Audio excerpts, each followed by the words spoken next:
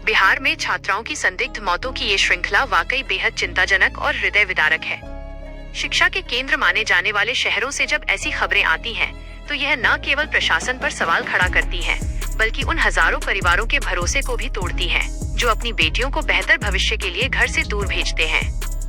वैशाली की बेटी, मुजफ्फरपुर में मौत, हादसा या साजिश?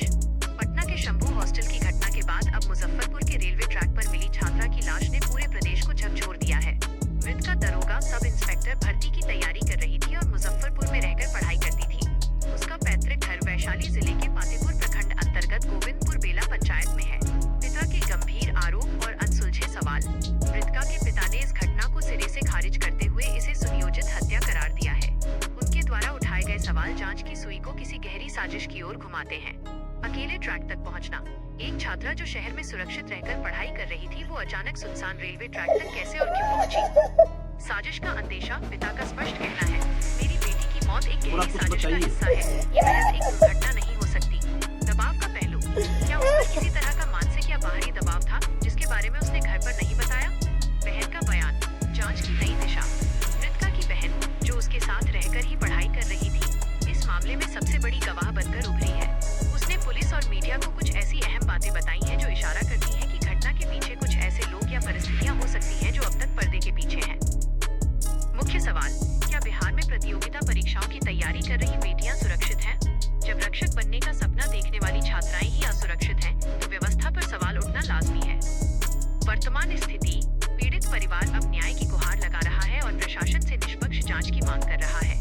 पुलिस मामले की छानबीन कर रही है, लेकिन क्या सच सामने आ पाएगा या ये मामला भी फाइलों में दबकर रह जाएगा, ये एक बड़ा प्रश्न है। जानना चाहेंगे तुमसे कि तुम्हारे बहन की मौत कैसे हुई है, क्या चीज तुमने देखा और ये जानकारी कैसे मिली, कब मिली? हम शाम को उसको कॉल किए थे, वहाँ गई हुई थी, लाइब्रेरी गई हुई थी वो। उसको हम कॉल किए तो वो हम उससे पूछे कब आओगी, तो वो बोली जो हम जिस टाइम में आते हैं 7:30 में, उसी टाइम में आएंगे। फिर थोड़ा देर के बाद उसको हम कॉल किए तो हम पूछे खाना के लिए, पूछने के लिए उसको कॉल किए तो उसको कॉल किए, ये सोच के उसको कॉल किए थे तो एक मतलब आदमी उठाए कॉल और बोले जो मेरी दीदी कट गई है रेल में।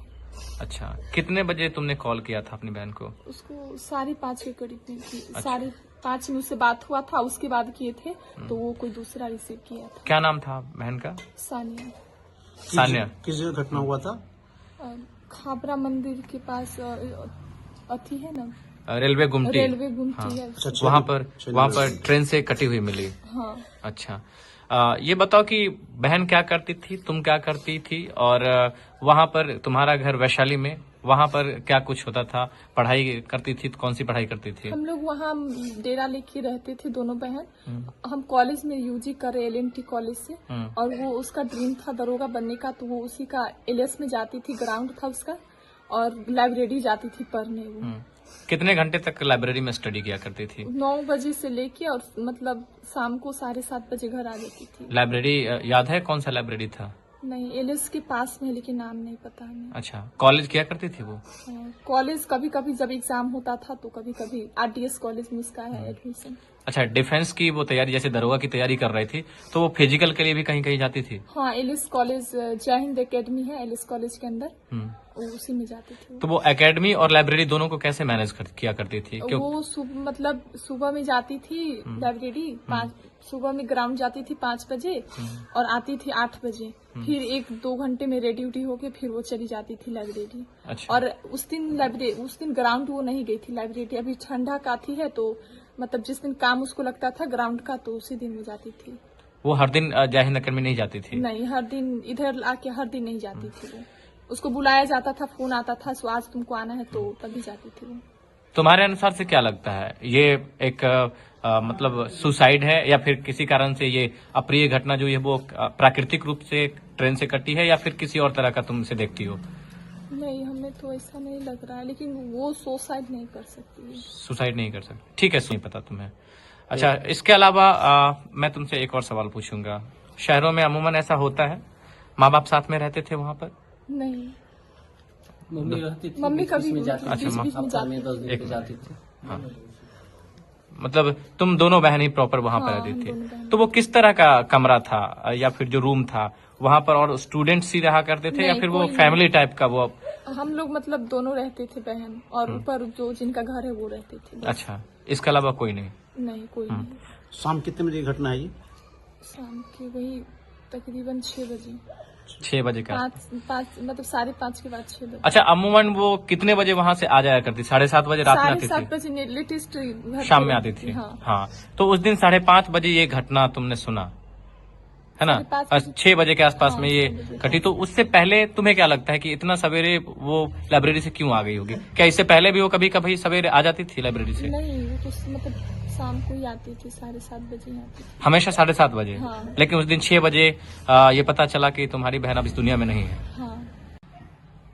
जब तुम वहां पर गई जहां पर तुम्हारी बहन कटी हुई मिली, क्या क्या चीज हाथ लगा उसके पास में? जो चीजें थी जो यहाँ से लेके जाती, क्या क्या चीज लेके जाती थी और क्या क्या चीज बरामद हुआ? कौन सा वो सामान? सब दिन बैग फोन सब लेके जाते थे, लेकिन उस दिन बैग नहीं मिला, फोन मिला, साइकिल था। अच्छा, तो आसपास के लोगों से ये पता करने की कोशिश की गई कि जो बैग था वो बैग आप लोगों ने देखा या नहीं? हम लोग पूछे थे तो बोले वो बैग लेके नहीं आई थी। बैग लेके नहीं थी, ठीक है। और भी कुछ जानकारी है जो तुम मोबाइल में कौन सा मोबाइल था वो? रेडमी था। एंड्रॉइड का रेडमी था? हाँ। अच्छा, लॉक मतलब सब खुला हुआ था या लॉक? नहीं, लॉक है फोन। तुम्हें पता था वो पिन? नहीं, हमें नहीं पता। वो कभी नहीं बताती थी? नहीं, हम कभी पूछे नहीं। अभी सुरक्षित है मोबाइल? पास ही में है, सुरक्षित रखा हुआ है आपके पास? हाँ, रखा हुआ है मेरे पास। मोबाइल पास में ही है? हाँ, ये अच्छा, मेरे गार्जियन के पास में? अच्छा, वो मोबाइल ऐसा कुछ नहीं था। आपका घर कहाँ हुआ? गोविंदपुर बेला, थाना? बलिगांव। पिता का क्या नाम हुआ आपका? दीपक सिंह। आप जो मृतक हुई वो आप बड़ी थी कि छोटी थी? वो हमसे बड़ी थी, आपसे बड़ी थी। कितनी उम्र थी उसकी? 21-22 साल की थी। आप इस घटना को कैसे देखते हैं और आपको क्या जानकारी मिली, और ये घटना आपको क्या लगता है? ये एक हादसा है जो अचानक सा हुआ या फिर किसी और तरीके से आप देखते हैं? ये घटना मुझे साजिश लग रहा है। किस आधार से आप इस साजिशन कह रहे हैं? इसलिए कि जब हमें जानकारी मिला, जिस हिसाब वहाँ हम पहुंचे, लगभग तकरीबन 8 बजे के आसपास रात में हम पहुंचे। मेरा घर वहाँ से लगभग 40 किलोमीटर दूर है, गोविंदपुर बेला गाँव मेरा घर है। तो वहाँ जब वहाँ पहुंचे तो वहाँ मुझे ऐसा कुछ लगा नहीं, सिर्फ एक पाँव कटा दिखाई दिया, बाकी और कुछ मुझे समझ में आया नहीं। मुझे ऐसा लगा कि इसको मार के फेंक दिया गया हो या बलपूर्वक इसको पकड़ के काट दिया गया हो, और पाँव भी मुझे नहीं मिला वहाँ पे, जी, है ना। क्या लगता है आपकी बेटी के साथ जो ये हादसा हुआ है, ये प्राकृतिक है या फिर इसके पीछे किसी और तरीके से आप देख रहे हैं? नहीं, ये हादसा एक रणनीति है, प्लानिंग है। जब हम वहाँ पहुँचे स्पॉट पे तो मेरी बेटी तो रेलवे ट्रैक पे ही कटी हुई थी, लेकिन मुझे उस टाइम तो ज़्यादा समझ में आया नहीं। वहाँ के लोगों से मैं कुछ पूछ भी नहीं पाया, ना लोग बताए। मैंने सीधा एक मतलब पागल जैसा अपने आप को मैं कुछ भी नहीं समझ पा रहा था। लेकिन जब मैंने बाद में इस पे मैंने देखा तो समझ में आया, क्योंकि मृतक का मोबाइल जो है ये मोबाइल क्या किसी रेलवे ट्रैक से, जो मुझे कहीं से मतलब ये नहीं समझ में आ रहा है कि जो इंसान सुसाइड करेगा तो उसका मोबाइल ये पोजीशन में मिलाएगा। उसका पाँव घुटना, दाहिना पाँव सिर्फ कटा हुआ था, जांघ के नज़दीक से दो पार्ट में। घुटना से ऊपर एक पार्ट होता है और जांघ कमर के नीचे का 2 पार्ट में मुझे मिला वहाँ पे। बाकी सारा बॉडी मिला और घुटना के नीचे दाहिना पाँव नहीं मिला, है ना। तो ये भी एक संकेत करता है कि मेरी बेटी को पहले से ही काट के वहाँ रख दिया गया, है ना। तो ये भी है। उसके बाद साइकिल का चाबी और साइकिल दोनों लगा हुआ बाज़ाब्ते दिए मिला, जो बैग नहीं। अगर मेरी बेटी पढ़ने वाले तो टाइम से पहले निकल गए, जबकि निकलती है वो तकरीबन 7 बजे के आसपास, वो दुर्घटना होता है 6 बजे के बाद, और 5:30 बजे तक वो सुरक्षित थी। तो इसी बीच में दुर्घटना हुआ है, और जहाँ पढ़ने जाती थी वहाँ से मुझे कोई खबर भी नहीं आया, न दुर्घटना के बारे में, लाइब्रेरी से। हाँ, न तो दुर्घटना के बारे में, और न ही तो हमारे बच्चे वहाँ से निकल गई पहले, या कुछ भी होता है एक मानवता में होता है, किसी तरीके का वहाँ से कोई खबर मुझे अभी तक नहीं दिया गया है, जी, है ना। इसीलिए मर्डर ही है, जी, है ना, और इसको लोग समझें, है ना।